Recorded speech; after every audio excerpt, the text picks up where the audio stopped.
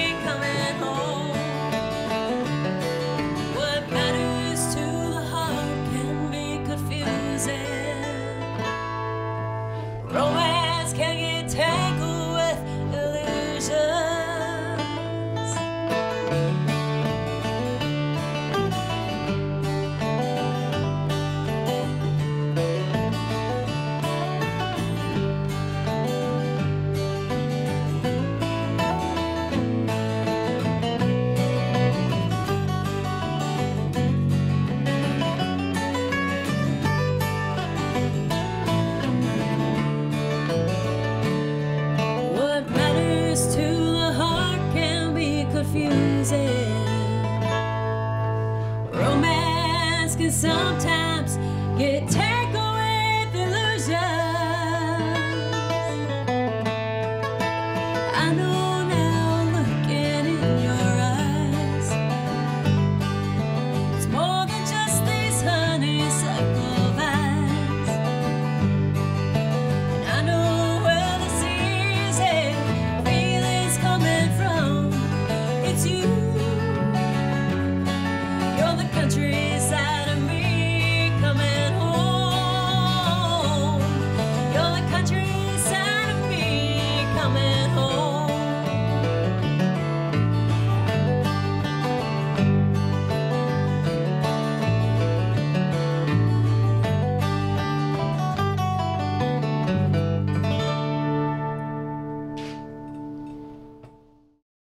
So how do you get your music out there these days? I make a lot of trips back to Nashville. So what does a songwriter do when they go to Nashville? Are they trying to sell themselves, or are they trying to sell the songs? Are you trying to do both, or get recognized? It's a little bit of both. Yeah. Yeah. How does it work? So tell me how that works when you go back there. What do you do? Well, I am part of an organization called Nashville Songwriters Association International, which I run the chapter for Portland, Oregon, and Southwest Washington. And they're really, really helpful in helping you get your songs to where they need to be, so where you can pitch to either song pluggers or the artists or publishers. I've met with some publishers, and I've met with some song pluggers, and it's just, the thing is that you really have to build up your no catalog before you find that one yes. Yeah. I mean, it's really difficult, especially in a town of songwriters. It's it almost feels like it's hard for us outsiders. And it is a must be present to win type situation in Nashville, but that's not to say that people from the outside like me can't get a song cut, because a great song is a great song no matter where you write it. So That's true. the only convenience about being in Nashville is that you're surrounded in it, and the networking. Nashville is so wonderful when it comes to networking. Everybody there is so nice. Yeah. So what's a song plugger? What's a song plugger? A song plugger is a person that will kind of do the busy work for you, trying to pitch it to publishers or labels that know that there is, say, Toby Keith is looking for a song. And they'll say, well, I have this song in my catalog, because he'll have a whole slew of songs. Right. And I have this particular song that I think that Toby Keith might be interested in it. And he'll go in and he'll have meetings with the that team for Toby Keith, and then they'll make their decisions on whether they like that song or not. And kind of whether it fits him or Right. it's his style Or what he's looking for that particular album.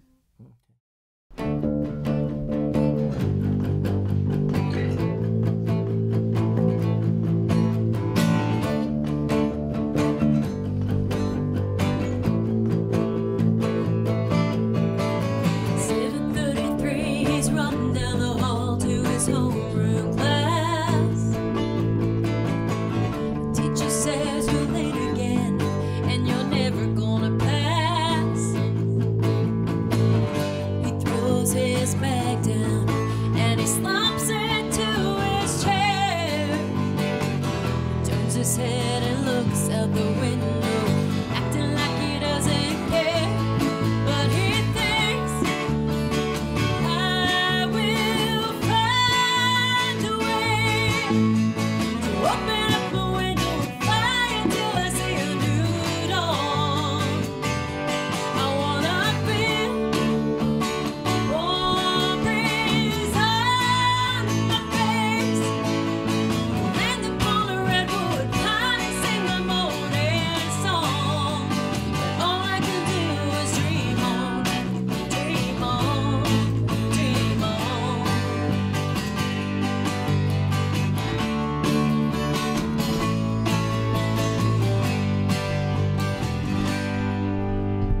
Living on five is turning out the lights from his second shift. He wants to be like all the other kids, but that's just a wish.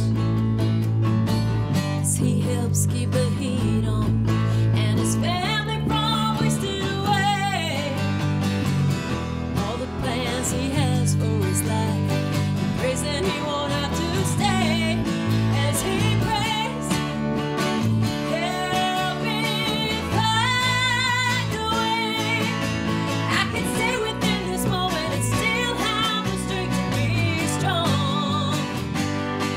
Help me see I'm supposed to do what I know you're right beside me, but I just want to be where I belong. Until that day, I'll dream on, dream on, dream on. Standing on the stage in his cap and gown, never wanted anything more than right now. And he smiles as they call his name. Looking back, he says there's no better time for moving on. And he shines his light on you and me. There will be a bright tomorrow. All you gotta do is trust yourself and dream on,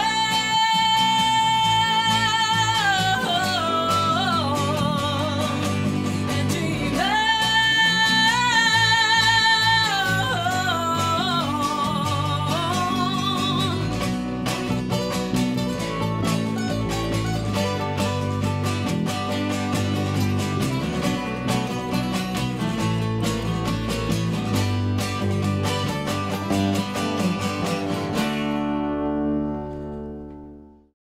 Carrie, what got you started in singing and songwriting and this whole thing?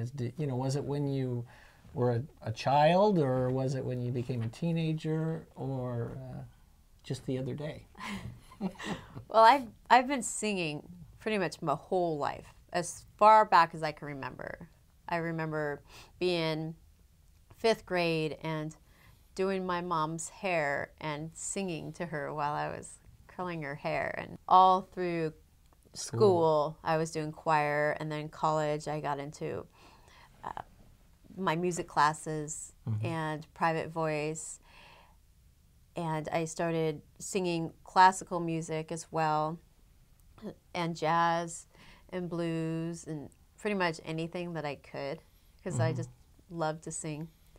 And then I joined the Spokane Symphony Chorale, and I sang with them for 5 years. So wow. I'm also classically trained, not just a country bumpkin. Yeah. And so, well, like Pat Benatar, right? She's a rocker, but she was classically trained too. So absolutely, I think there's a few of us out there. yeah.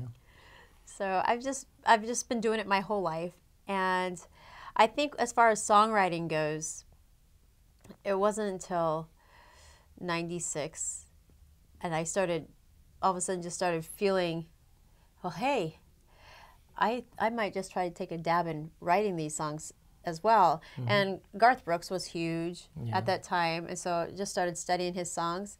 And naturally, I just started seeing the patterns of, verse, verse, chorus, verse, and now it's verse, chorus, bridge, and, started seeing the patterns. And I wasn't really...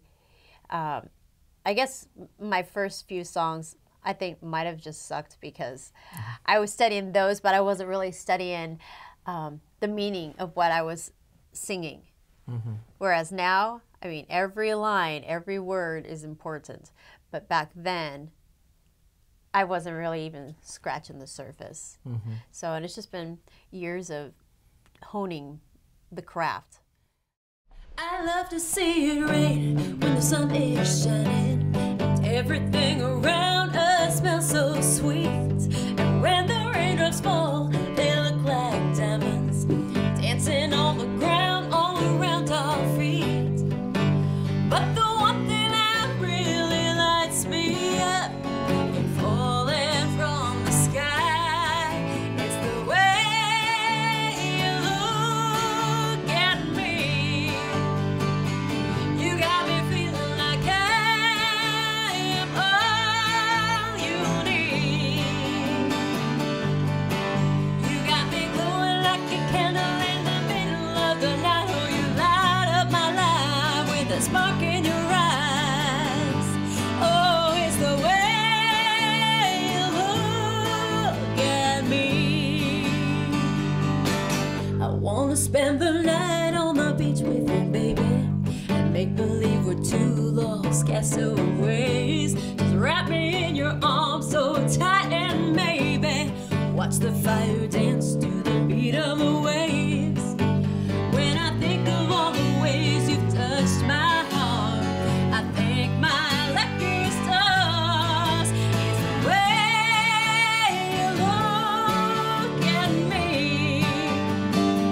You got me feeling like I'm all you need. You got me glowing like a candle in the middle of the night. Oh, you light up my life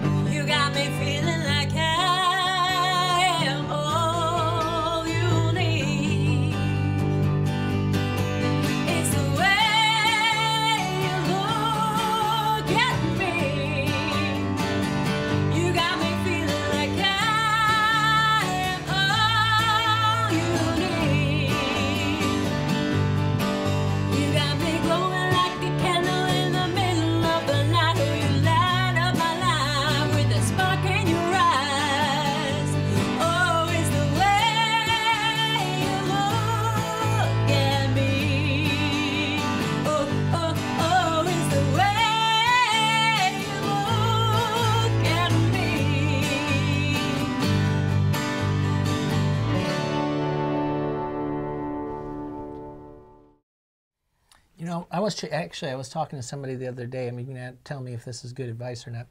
But it was a young guy, probably about 16, and he played pretty good guitar. And I asked him if he wrote his own music, and he said, yeah, that he does, but he's not really good at lyrics. And I said, you know, just start writing. I mean, you're 16 years old, just start writing. And I said, don't look for getting the best lyrics that you can. Just get them down, and you'll start to practice the craft, and then eventually it'll start working for you. Yeah, there's really, the art of writing is rewriting and rewriting and rewriting, and studying the songs that were hits. I mean, the best thing we have out there on the internet is Billboard, and you check and see for what genre you want to do, and study those songs, study those #1 songs. What's the story behind it? Is it about love, or is it about, is it a cheating song? Study the tempo. Tempo is key. You will have a greater chance of getting a song cut if it's an up-tempo song versus a ballad. And just study. But you're right. Write it down, and then be prepared to go back and rewrite, and just look at those words and say, is this what I'm trying to say? And ultimately, it's a movie. It's a 2-hour movie in 3.5 minutes. That's what you have to get it down. 3.5 minutes for this 2-hour movie. So that takes a little bit of time, I would imagine. it does. Do some of them come quick though? I mean, really quick where you don't have to rewrite them? It's all about practice. The more you do it, the better you get. So it was good advice. The more you do it, the better you get.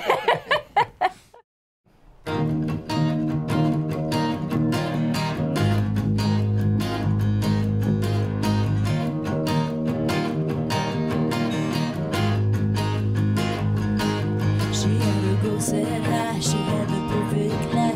Senior year it rolled around, full of happiness and accomplishment. Not a thing could slow her down, till a boy blew wind on that northern wind, and it was like a hit and run. Her mama grabbed her home, begged her not to go, but her life had just begun. Oh, what we do for love is not always clear. Sometimes we have to rise above and put away our fears. There's a simple road and a hard one too. It's never easy knowing what to do, but you have to decide where it will lead. That's what we do for love.